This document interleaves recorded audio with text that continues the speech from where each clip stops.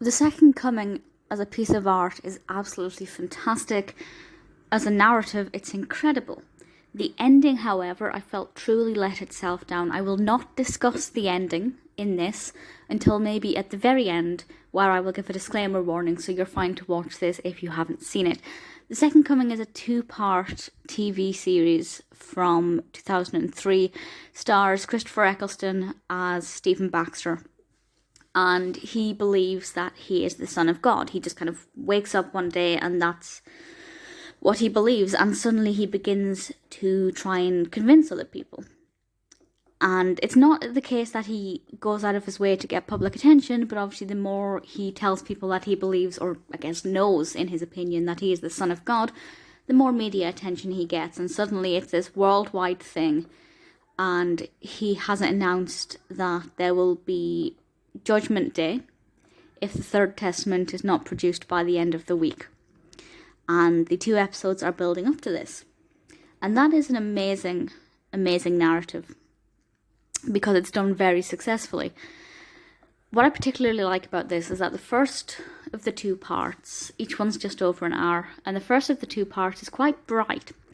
Baxter is quite happy because he feels the light of God, and he is just overjoyed at the fact that he can deliver these miracles. And we do get to see miracles, and there's one particular scene that I adored, which I'll talk about in a moment without spoiling anything. And then in the second episode, the mood changes, and actually it's very dark, and Baxter feels the pressure of not being able to say exactly what's going to happen, because he doesn't know. He's not being given all of the information. There's obviously the fact that a lot of people are doubting him, and there are some people who really truly believe him, and there's quite a lot of balance in this. It's not a religious film as such, but it does address religion quite heavily, and I don't know if what I've just said makes any sense. It's more of a spiritual film than it is a religious film, and that's something that, as a spiritualist myself, I truly adored. When I say it's not religious, I mean it's not really looking at any other religions. I'm not sure if the word Christian was ever mentioned, and nobody's ever inside of a church. So it's not in-your-face religious, but it is spiritual. It will make you question a lot of your own beliefs. If you're not a believer, I am a believer, I am a spiritualist. If you're not a believer, I'm not sure how you'd react to this. I think maybe certain aspects may be more successful for you. Whereas for me, because I have very strong ideas and beliefs, there are certain things that didn't necessarily gel with my own belief system. But that's not a fault of the narrative, it's just my own experience. The 2 episodes were directed by Adrian Shergold, and it was written by Russell T Davies, who's obviously incredible. Eccleston's performance as Baxter was incredible. His performance was amazing, and I think he really suited the role.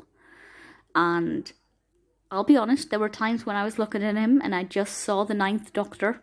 Now this predates the relaunch of Doctor Who, so that's not really fair for me to say, although I have just realised why he would have been cast as the 9th Doctor if this was written by Russell T Davies. His performance is great, and I'm really pleased with it, and the casting is amazing. The same with Lesley Sharp, who plays Judith, his kind of girlfriend. Her role becomes more prominent as the 2 episodes progress, and I really liked her, for the most part. I mean, I loved Lesley Sharp in this, but I liked the character of Judith for the majority of it. There is a good cast in this throughout, and some really great performances. There's also a lot of police in this, and it kind of gave it a bit of The Bill vibe. It's set in Manchester, but it kind of did feel like the Metropolitan Police version of The Bill at times, which is a fan of British crime dramas. I just adored that aspect as well, so it was just a little something extra that I definitely hadn't expected. So the narrative itself is good. I am not surprised in the slightest to learn that the music is by Murray Gold. That music does sound like Doctor Who music. I knew it was Murray Gold before I even looked up the crew list on IMDb, because it's just blatantly obvious that that's who did the music. It's very Doctor Who, and it's lovely. The music is absolutely stunning. It's ethereal, it's gorgeous, it's calming, it's intense, and Coupling with that is the editing. There is one scene, and I won't say which it is, but it's the scene that I loved the most.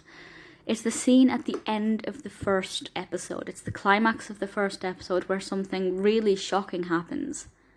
And then straight after, something else shocking is revealed. And that scene is filmed so beautifully. And Baxter is... he's quite funny. It ends almost on a comedic note, which makes it even more intimidating when we're propelled into the darker second episode. I believe when this aired, it aired on 2 consecutive nights, and I would just watch them straight back to back like it was a film. And that's so powerful, and the editing is amazing. The lighting is superb. So I am positive about all of this, and I have been nothing but positive. So where's the problem? The ending. So I am about to spoil the ending. I'm not going to say anything else about the film. Everything that I've mentioned, I've adored. The ending. Spoiler alert. I can see what the film was trying to do. I can see that it was trying to give us a choice as an audience to decide what we think is the truth, and to decide whether or not Judith's actions were right or wrong. But as a spiritualist, I was hoping for something more concrete. And I realised that that probably wouldn't have worked, because there will be some people viewing this who are non-believers, which is perfectly fine.